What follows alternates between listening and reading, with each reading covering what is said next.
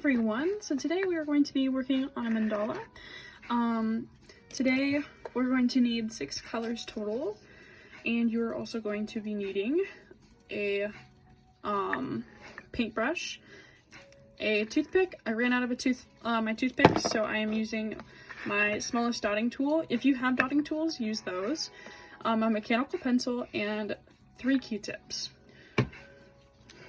And you're also going to need 6 paints. I use the caps just because it's easier for me to get a decent amount of paint onto my rock this way.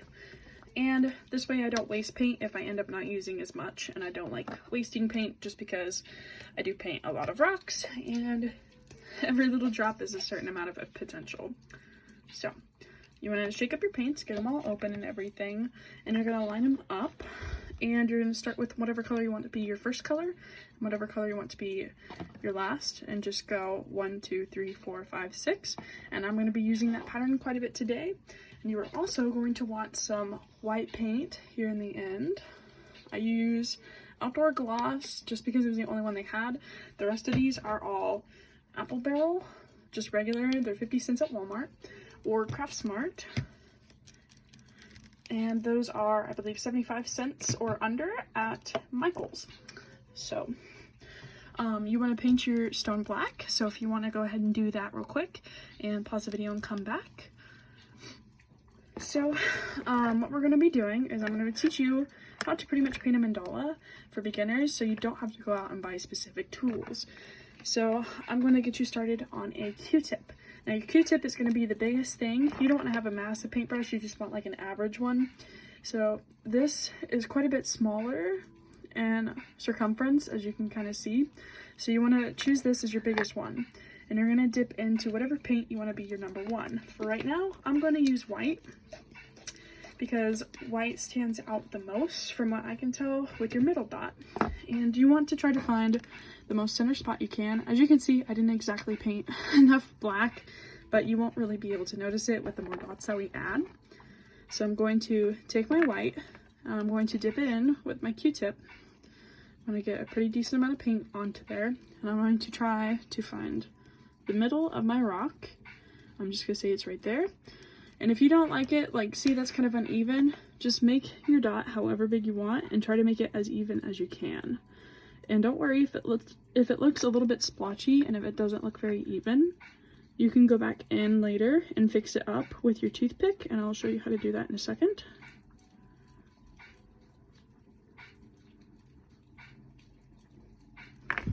So as you can kind of see, I messed up a little bit right here. So what you want to do is you want to take your toothpick and you want to get some white on it. And you want to kind of just drag that out the best that you can. Just push it out to whatever. If your dot looks fine, you don't have to do this step. I'm just showing you if it looks kind of weird, because sometimes Q-tips can be uneven, how to fix it.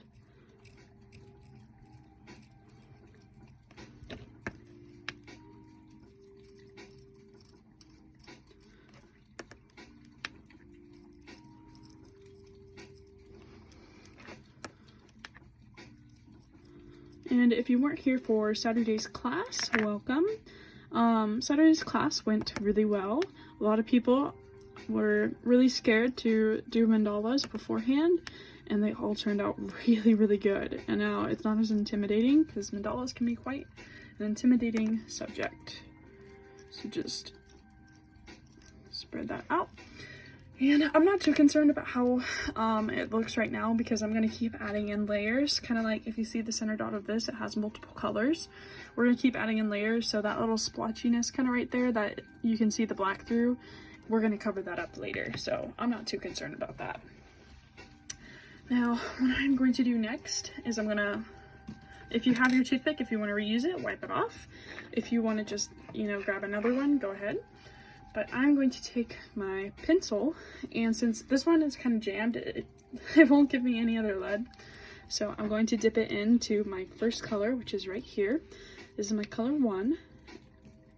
And I'm going to take it, and I'm going to find the little south mark of my dot.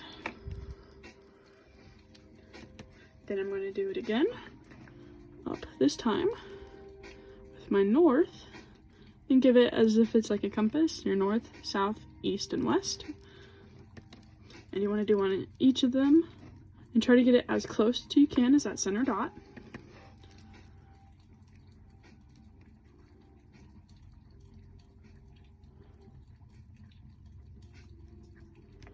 Try to make them all the same size. If one ends up looking a little bit bigger, don't be afraid to go back over it and changing up the way that your dots look. And don't worry if they don't look exactly like a dot, if they look kind of weird. Like if you see this one, there's a hole right there. Don't worry about it because we're going to keep adding in more layers and it should kind of fix it up as we go. So what we're doing right now is we are dividing it up so that way it is easier to get an equal amount of dots in. Now after this step, you can kind of go in and do the halfway point on each of these. Make them all look pretty even.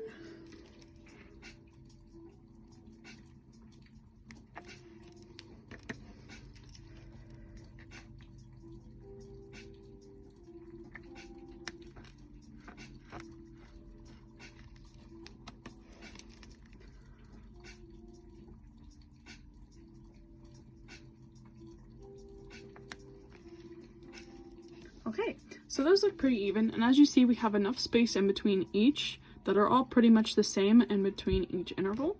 So you have about enough space. For me, anyways, I have enough space to do one more dot before it gets a little bit too crowded. And I'm going to try to maintain equal spacing in between each.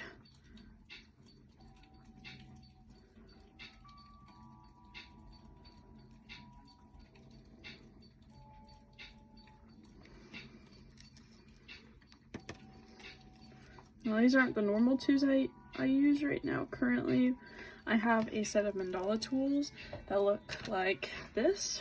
They have two different tips, and I got these online at walmart.com for about $4. I got these last summer, and I've been using them ever since, and I love them.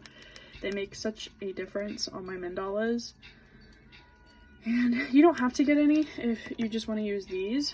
I just prefer my Mandala tools just because they're just something easier to look for rather than, you know, using my mechanical pencils for this or the backs of my paintbrushes because they get kind of dirty.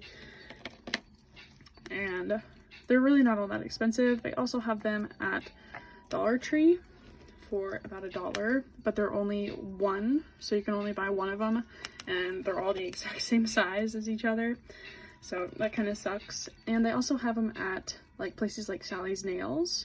I've seen them there for under $10, which is still a little bit pricey, but it's not all that bad because you don't have to wait for shipping.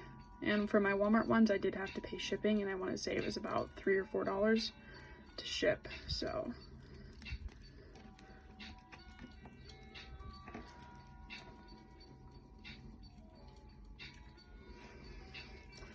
one thing I do notice is that whenever you're using these types of tools, your dots aren't always going to be consistent. Your dotting tools, if you ever buy any, they are meant for consistency, which is why I like them a lot. So there's always guaranteed, not always, but most of the time you're guaranteed to have that exact size right there as a dot. Now, next what we are going to do is we're going to take our paintbrush and you're going to find a little space in between two dots, and I'm going to call that a window. And you're going to dip into your number 2 paint. My number 2 paint's a little bit chunky, so I'm going to move that to the end of the line, and I'm going to use this one as my number 2 paint instead, just because this one's a little bit chunky and I need to probably exchange it for a different color. But in the meantime, dip into this, and you want to be really careful because the farther you dip in, the more bigger your dot is going to be with your paintbrush. So you just want to dip the little tip of it in, so that way it kind of looks like that. And then you're going to find the little window, and you're just going to place it down and pull away. And if you'll notice, it's just a little bit bigger than our previous dots. And on a dip again. And find another window and place it and try to get it as close as you feel you can.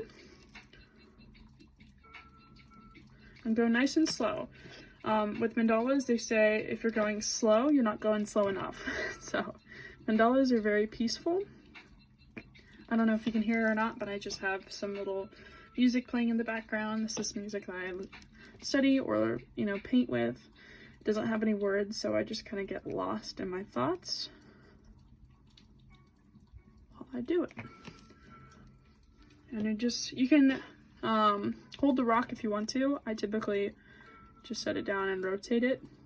For really small dots, I like to hold it up to my face.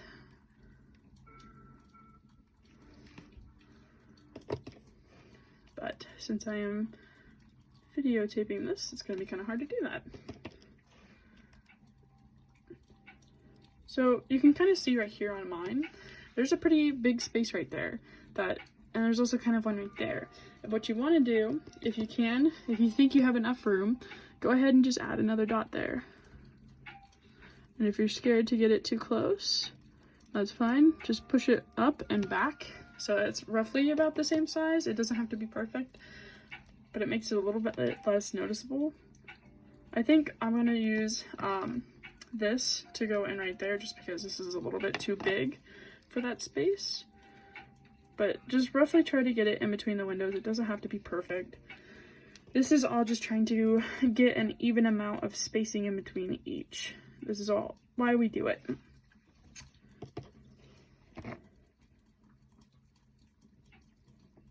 I did try to film the class, but unfortunately my phone was not cooperating that night very well, so it didn't film like I had hoped.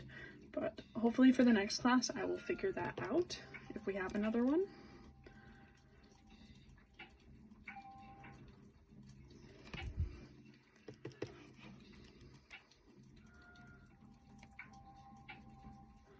I believe our class that we did lasted about an hour and a half, but we also talked, you can log off at any point, but we talked mainly a lot about what to do after the first layer, and that's why it took so long, is because we did 3 separate layers all in one class. And really all you need to stick around for is the first layer, because the rest is kind of self-explanatory. You just keep adding in more dots as it dries. So typically about the 5th layer in of your first, your first layer, that middle dot will already be dry. So every row that you do, by the time you're at your 5th one, your very first one will be dry, and by the time you're at your 6th one, your second one will be dry, so on and so forth. So by the time you finish your first layer, half of your middle should already be done, so you can kind of start on the second layer, which is what we did in the class.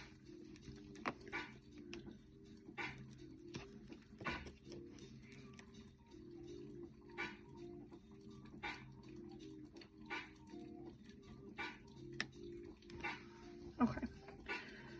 So I have just a box of Q-tips, or not Q-tips, Kleenexes that I keep next to my desk, and I just take my paintbrush and I just wipe it off. And then it's clean for the next one. So now's a good chance, if you want, to go ahead and clean up some of your dots, and I'll show you a little technique that you can do that. So you just want to grab your mechanical pencil or whatever tool you feel comfortable with, and this one is kind of weird shaped, so I'm going to go in and I'm just going to try to round it out a little bit more, make it look more like a dot.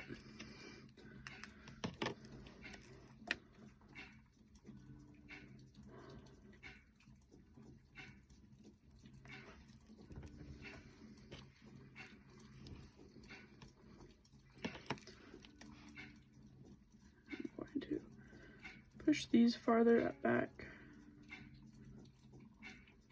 so that way the spacing looks more even between them.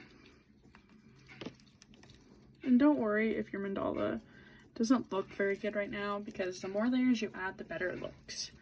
And I'm not joking by that. A lot of your dots you will mess up on your first layer, but since you're adding dots on top of those, it just gets so busy that you hardly notice those little insignificant, little points that just look weird than others. Okay, So, also, if I'm going a little bit too fast for you, feel free to pause at any point in time. This is just a little walkthrough, and what you want to do next is you want to get your, your number 3 as far as your rows. So I'm using my number 3, and what I'm going to do now is I'm going to dip back into a Q-tip, and I've already used one side for the white, so this side I'm going to use for this light bluish purple. I'm going to dip that in. I'm going to find, again, another window. And if that kind of thing happens right there, just dip back in and get a little bit more paint, and then just press on. And well, bam.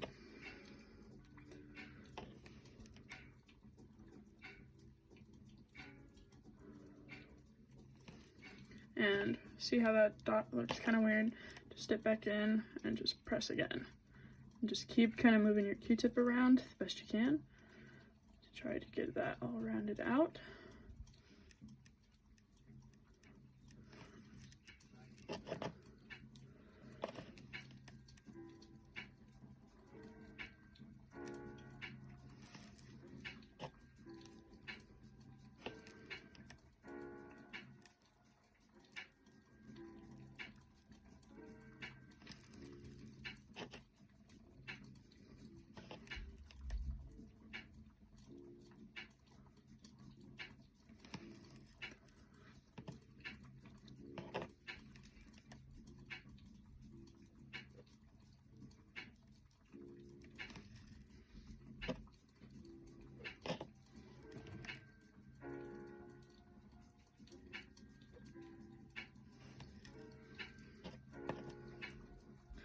Now that dot looks a little bit weird, but I will go back in here in a minute and I will show you how to touch up with black paint.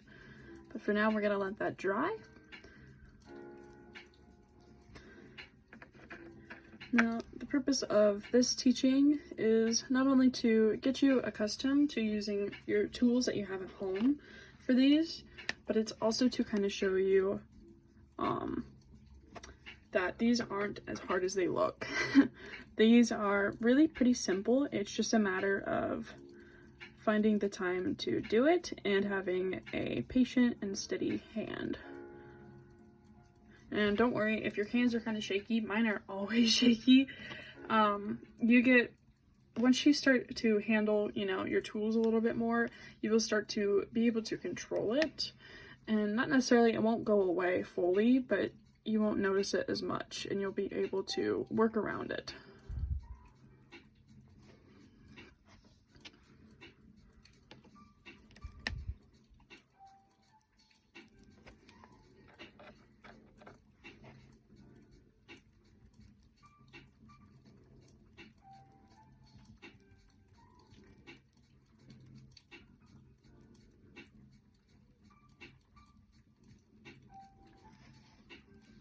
If you notice, that dot is quite a bit bigger than this dot, and if you also notice, I also messed up right there.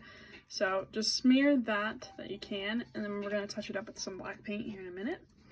But what you want to do between these two is just make your size slightly smaller with each dot. I can probably fit maybe 2, possibly 3, depending. So maybe start like right here. And so I'm only going to be able to fit 2. Put 2 dots right there, so make this one in between, just slightly smaller than that big one right there, and then make this one just a little bit bigger than that. Make it bigger than this one, but smaller than this one. And then what you want to do is you want to take your toothpick, if yours looks kind of weird like mine, and you just want to stretch that out.